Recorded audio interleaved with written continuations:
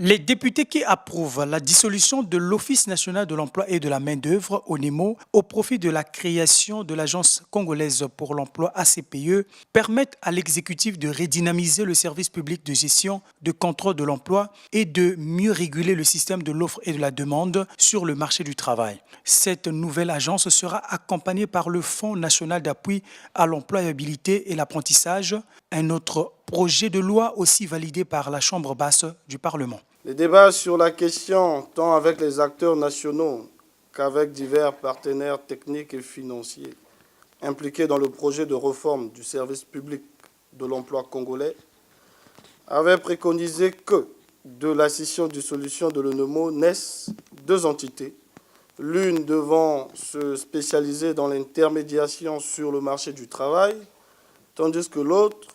se constituerait en fonds d'appui à la promotion de l'emploi. Lors des débats à cette séance plénière, les représentants du peuple ont épinglé les difficultés de fonctionnement des entreprises d'État, lesquelles sont souvent entachées d'une certaine incompétence du personnel et d'une mauvaise gouvernance. Pour apporter des solutions à ces problèmes réels, le gouvernement prévoit recruter courant ce mois de mars les directeurs opérationnels efficaces dans la gestion de ces nouvelles entités. Conscient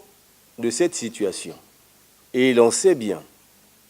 qu'au niveau d'une entreprise, c'est le staff management qui impulse aussi bien des valeurs que des compétences.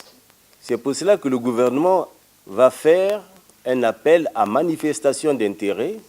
pour recruter le staff management, c'est-à-dire des directeurs opérationnels. Mais cela n'est possible qu'après l'adoption